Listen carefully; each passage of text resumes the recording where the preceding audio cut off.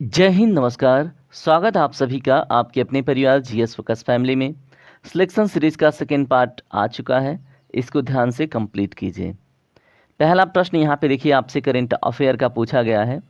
हाल ही में किस राज्य ने नव भारत साक्षरता कार्यक्रम के तहत 100% साक्षरता हासिल की है?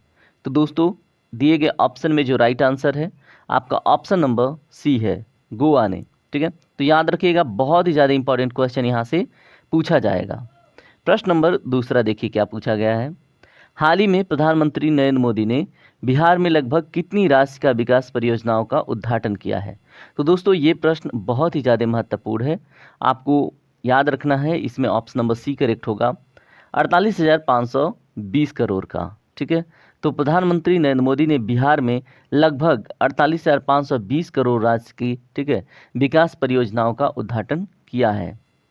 प्रश्न नंबर तीसरा देखिए, हाल ही में किसके द्वारा भारतीय कृषि को आधुनिक बनाने के लिए विकसित कृषि संकल्प अभियान शुरू किया गया है? तो दोस्तों, यहाँ पे एग्रीकल्चर मिनिस्ट्री किनके हाथ में है? तो आपको पता होना चाहिए, जो ऑप्शन नंबर डी है वो करेक्ट होगा, कृषि मंत्री शिवराज सिंह। ठीक है, तो याद रखेंगे, कृषि को आधुनिक बनाने के लिए विकसित कृषि संकल्प अभियान। तो यहाँ पे दो प्रश्न आपके तैयार हो गए, कृषि मंत्री शिवराज सिंह चौहान। ठीक है, चलिए बात करते हैं अगले प्रश्न पे। हाल ही में प्रधानमंत्री नरेंद्र मोदी ने कहाँ जयप्रकाश नारायण अंतर्राष्ट्रीय हवाई अड्डे के नए टर्मिनल भवन का उद्घाटन किया है? तो दोस्तों, यहाँ पे जो राइट आंसर है ऑप्शन नंबर ए है, पटना में। ठीक है, तो हाल ही में प्रधानमंत्री नरेंद्र मोदी ने कहाँ पर? पटना में जयप्रकाश नारायण अंतर्राष्ट्रीय हवाई अड्डे के नए टर्मिनल भवन का उद्घाटन किया है। प्रश्न नंबर 5 देखिए, हाल ही में किस देश ने अंतर्राष्ट्रीय पर्यटकों की संख्या 10 लाख पार कर ली है? तो दोस्तों, ये है श्रीलंका। आपको पता होना चाहिए, और यहाँ पे एक बड़ा ही इंपॉर्टेंट क्वेश्चन पूछा जाता है कि भारत और श्रीलंका के बीच में एक जल संधि है। ठीक है, ये है हमारा भारत का एक मोटा मोटी, और यहाँ पे एक जल संधि है जिसको हम क्या बोलते हैं? पाक स्टेट कहते हैं। ठीक है, पाक जलडमरू आप सुने होंगे, तो याद रखिएगा। प्रश्न नंबर 6 देखिए, हाल ही में किस तारीख को विश्व पाचन स्वास्थ्य दिवस मनाया गया है? तो दोस्तों, ऑप्शन नंबर सी करेक्ट होगा, 29 मई को। ठीक है, चलिए बात करते हैं अगले प्रश्न पे। हाल ही में किसे आरडी इंडिया का जो नया ब्रांड एम्बेसडर है वो नियुक्त किया गया है? तो दोस्तों, यहाँ पे right answer option number B है, नीरज चोपड़ा को। ठीक है, तो आरडी इंडिया का नया ब्रांड एम्बेसडर कौन है अब? नीरज चोपड़ा। और ये किस खेल से संबंधित है? आप कमेंट करके जरूर बताएंगे। चलिए बात करते हैं अगले प्रश्न पे। निम्नलिखित में से विश्व तंबाकू निषेध दिवस 2025 का थीम क्या है? तो दोस्तों, प्रश्न नंबर 8 का जो राइट आंसर है ऑप्शन नंबर सी है, उज्जवल उत्पाद काले इरादे। और ये बहुत ज़्यादा इंपॉर्टेंट हो जाता है आपके एग्जाम के दृष्टिकोण से। चलिए बात करते हैं प्रश्न नंबर 9 के ऊपर। भारत की शहरी आबादी किस वर्ष 600 मिलियन से अधिक होने की उम्मीद है? तो दोस्तों, यहाँ पे जो राइट आंसर है वो है आपका ऑप्शन नंबर सी, 2035 तक। ठीक है, 1 मिलियन अगर मैं आपको बताऊं तो 1 मिलियन 10 लाख के बराबर होता है। ठीक है, अब उसी हिसाब से 600 मिलियन है तो 600 में 10 का गुणा कर लेंगे, उतने लाख होने की उम्मीद। ठीक है, चलिए बात करते हैं अगले प्रश्न पे। हाल ही में राष्ट्रपति द्रौपदी मुर्मू के द्वारा नर्सों को फ्लोरेंस नाइटिंगेल पुरस्कार 2025 से सम्मानित किया गया। तो यहाँ पे प्रश्न पूछा गया है कितने? तो दोस्तों, यहाँ पे ऑप्शन नंबर डी करेक्ट होगा, 15 नर्सों को फ्लोरेंस नाइटिंगेल्स पुरस्कार 2025 से सम्मानित किया गया। किसके द्वारा? राष्ट्रपति द्रौपदी मुर्मू के द्वारा। प्रतिवर्ष किस तारीख को तेलंगाना स्थापना दिवस मनाया जाता है? तो दोस्तों, दिए गए ऑप्शन में राइट आंसर का चुनाव करें। इसका राइट आंसर होगा ऑप्शन नंबर बी, यानी कि 2 जून को। ठीक है, 2 जून 2014 को क्या हुआ था? 2 जून 2014 को जो तेलंगाना है वो आंध्र प्रदेश से कट के अलग राज्य बना था। ठीक है, चलिए बात करते हैं अगले प्रश्न पे। हाल ही में आयुष मंत्री द्वारा शुरू किए गए आयुष सुरक्षा पोर्टल का मुख्य उद्देश्य क्या है? तो दोस्तों, इसका मुख्य उद्देश्य है आयुष प्रणालियों को भ्रामक विज्ञापनों से सुरक्षित रखना, यानी कि ऑप्शन नंबर ए। ठीक है, तो आयुष सुरक्षा पोर्टल का मुख्य उद्देश्य क्या है?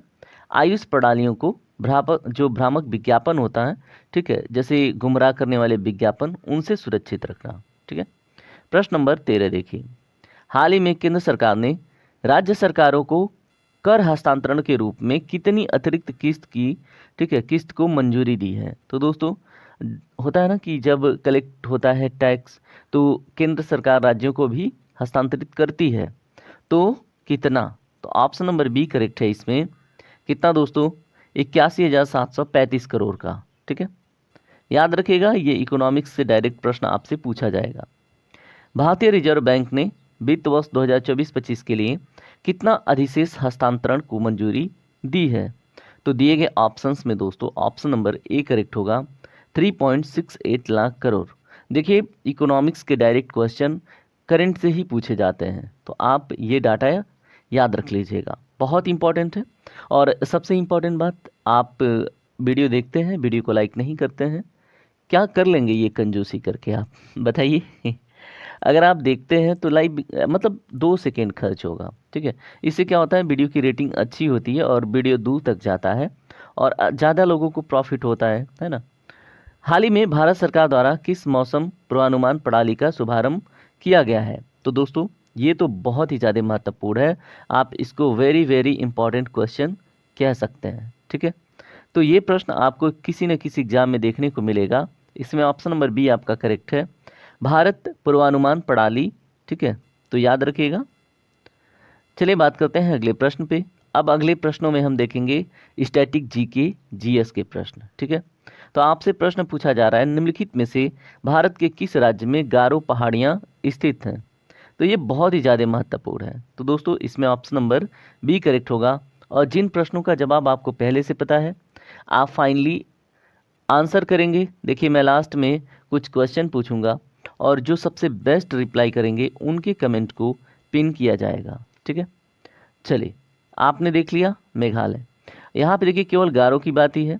ठीक है, गारो का बात कर रहे हैं, जबकि आपने सुना होगा गारो, उसके बाद खासी, उसके बाद जैंतिया। ठीक है, तो ये सभी आपको याद रखना है। ये कहाँ पे आपको देखने को मिलती हैं? मेघालय में, गारो, खासी, जैंतिया पहाड़ियाँ। प्रश्न नंबर 17 देखिए, साबुन के पानी में डालने पर लिटमस का पेपर किस रंग में बदल जाता है? तो दोस्तों साबुन के पानी में डालने पर जो लिटमस का पेपर है वो नीला हो जाता है। ठीक है, तो याद रख लीजिएगा, बहुत इंपॉर्टेंट है।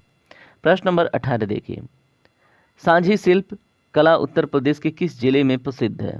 तो सांझी शिल्प जो कला है ये उत्तर प्रदेश के अगर बात करें तो मिर्ज़ापुर जिले में प्रसिद्ध है। ठीक है, प्रश्न नंबर 19 देखिए, मोहिनी अट्टम एक पारंपरिक नृत्य है जो भारत के किस राज्य में उत्पन्न हुआ है? तो दोस्तों इसका जो राइट आंसर है ऑप्शन नंबर सी है, केरल में। ठीक है, प्रश्न नंबर 20 को देखते हैं, अंटार्कटिका में भारत के दूसरे स्थायी अनुसंधान केंद्र का क्या नाम है? तो दोस्तों इसका जो राइट आंसर है ऑप्शन नंबर बी है, मैत्री। अगर पूछे पहला, तो दोस्तों पहला दक्षिणी गंगोत्री हो जाएगा, दूसरा मैत्री है। ठीक है, याद रखिएगा।